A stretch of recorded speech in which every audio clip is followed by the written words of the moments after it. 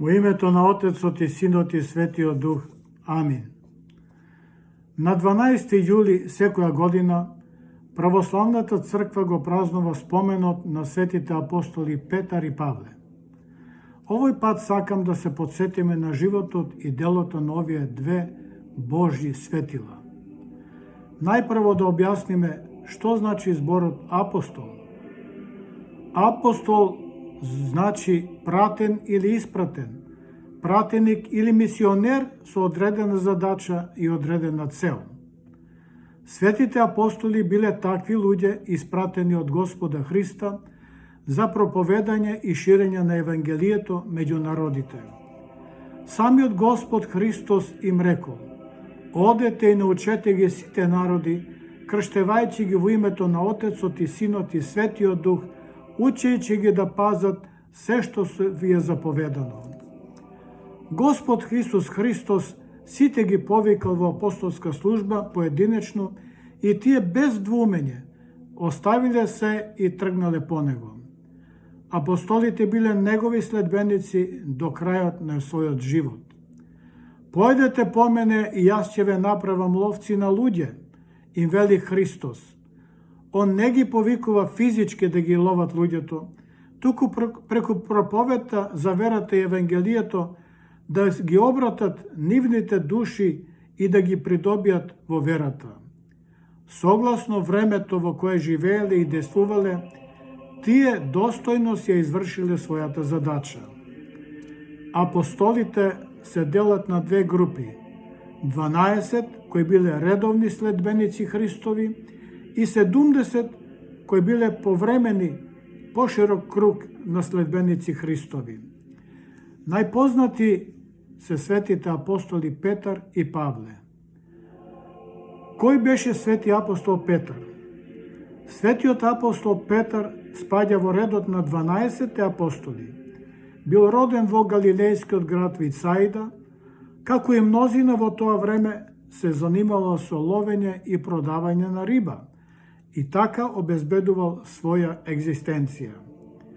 Неговото родено име било Симеон, но Господ Исус Христос, согледувајќи неговата ревност и цврста вера, го нарече Кифа или Петар, што значи камен. Апостол Петар бил многу чувствителен, пргав, избувлив и брз човек. Тој се истакнува како најстар и прв меѓу апостолите. Често прв зборувал во име на другите апостоли.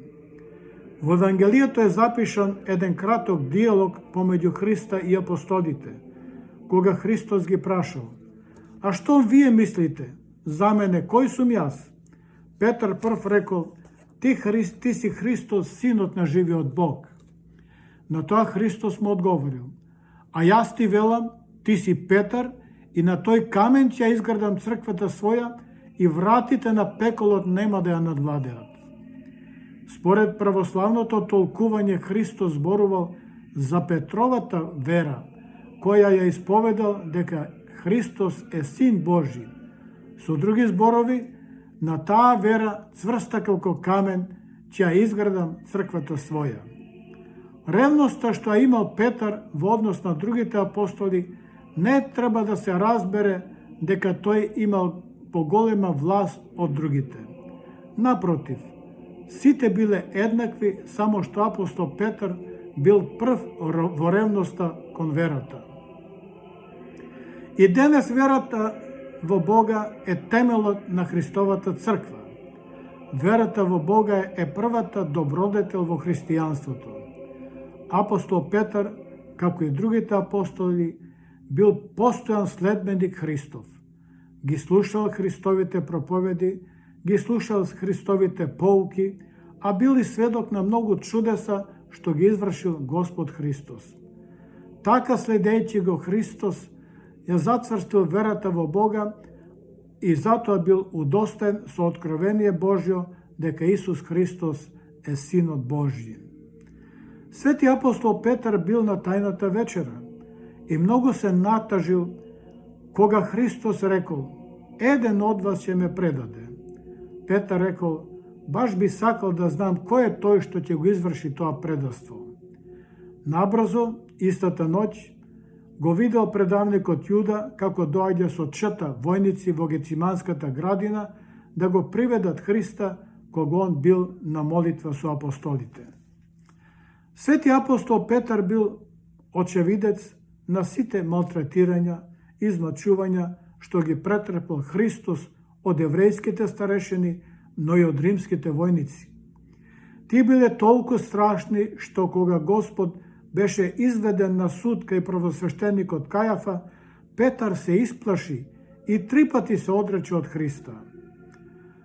Но само со еден поглед Христов кон него и душата на Петар беше исполнета со срам, жал и покаяние. Зошто?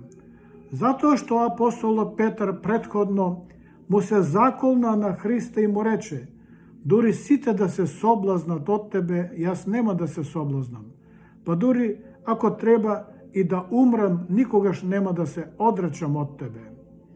Господ Христос му рече: вистина, вистина ти велам, ова ноќ, дури не запее петел, 3 пати ќе се одречеш од мене.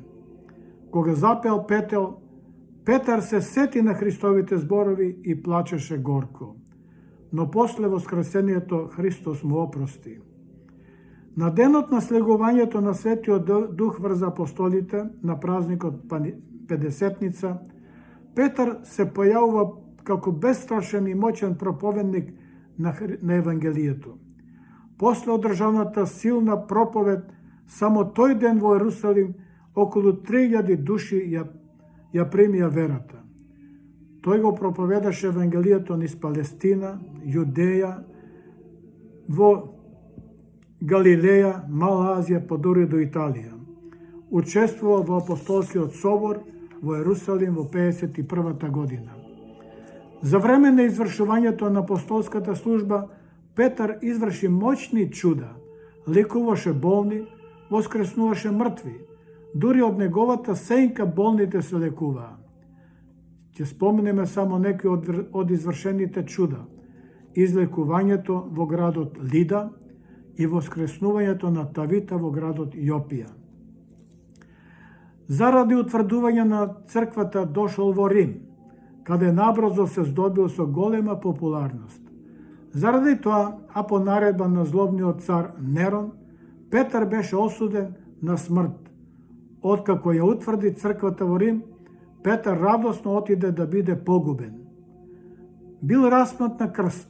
Гледајќи го крстот пред себе, им вели ги замолил своите джелати да го распнат наопаку, со главата надолу, бидејќи себе си се сметаше за недостоен да умре како својот Господ Христос. И така големиот слуга и големиот учител на верата се упокои и го прими венецот на вечната слава во 67 година. Кој беше светиот апостол Павле? Светиот апостол Павле бил роден во местото Тарс. Неговото родено име било Савле. Според библиските сведоштва, тој потекнува од богато семејство, кое му овозможило да се здобие со високо образование во она време кога школството скапо се плаќало.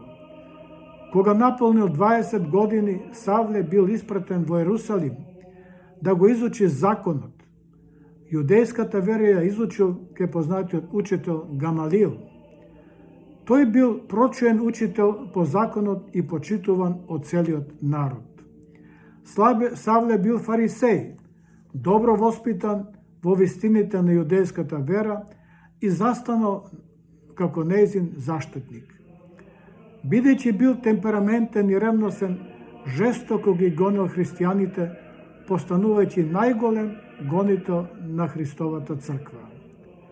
Како фарисеј морал да има изучено еден друг занет со кој во какви било услови би обстанал. Затоа тој го имал изучено занет, ткаачкиот занет и плетечкиот занет и правил шатори. Свети апостол Павле не бил голем оратор, но бил многу ревносен и силен во запишаниот збор во посланијата. На чудесен начин од самиот Господ Исус Христос, Савле бил обратен во христијанската вера. Тоа се случило вака. Имено, одејќи по патот кон Дамаск, со намера да ги гони и убива христијаните, доживеал чудесна средба со воскреснатиот Христос. Ненадејно го осветлила силна небеска светлина и слушнал глас кој му рекол: Савле, Савле, зошто ме гониш? Тој прашал: со кого зборувам? А Господ му одговорил: јас сум Христос, кого ти го гониш. Од светлината Савле ослепил и бил одведен во Дамаск, каде што постоел 3 дена и се молел. Господ му се јавил во видение на ученикот Ананија и го испратил да ги положи рацете врз Савле за да прогледа. Откако Ананија го сторил тоа, Савле прогледал и се крстил и го примил Светиот Дух и веднаш започнал да проповеда во синагогите во Дамаск. Почнал да проповеда дека Исус Христос е Син Божи, оставајќи ја неговата јудејска вера. Отпрво Ананија се двомил дали да отиде кај тој човек, затоа што слушнал што им правил Савле на христијаните. А кога Господ му одговорил: оти тој ми е избран сад да го изнесе името мое пред народите и царевите и синовите Израилеви. Со крштението постанал христијанин, а веднаш и апостол. Евреите во Дамаск биле шокирани од неговото обраќање во христијанската вера и се обиделе да го убијат. Христијаните му помогнале да побегне ноќе, спуштајќи го во кошница низ ѕидовите на градот. Савле заминал за Ерусалим, каде што со помош на Варнава бил прифатен од останатите апостоли. Не припаѓал меѓу 12 апостоли, меѓутоа неговата ревност кон Бога оставила големи траги во ширењето на црквата. Заедно со другите учествувал на апостолскиот собор во Ерусалим во 51 година. Чудесното обраќање во верата го претворил Савле во еден од најголемите христијански мисионери. Со пламена ревност го проповедал Евангелието насекаде од границите на Арабија, на Јудеја, па дури и до Шпанија, меѓу евреите и меѓу незнабожците. За време на првото мисионерско патување ја посетил Македонија. На сон му се јавил човек, македонец, кој го моли: дојди во Македонија и помогни ни. Поради овој сон, Павле го започнал своето мисионерско патување низ Македонија, низ македонските градови како Филипи, Солун, Бер, со што Македонија станала клучна точка за христијанството за цела Европа. Светиот апостол Павле ја добил титулата апостол на незнабожците. Колку што биле страшни неговите страдања, толку било и неговото надчовечко трпение. Низ сите години од апостолската дејност висел од ден на ден како слаба нишка помеѓу животот и смртта. Откако ги исполни сите денови и ноќи со труд и страдање за Христа, откако ја организирал црквата на многу места и достигнал таква слава и мерка за совршенство, што можел да каже: јас веќе не живеам, туку Христос живее во мене. Павле пострадал во Рим за време на царот Нерон, заедно со светиот апостол Петар во 67 година. Светите апостоли Петар и Павле се најславните апостоли за ширењето на Евангелието и верата во Бога. Амин.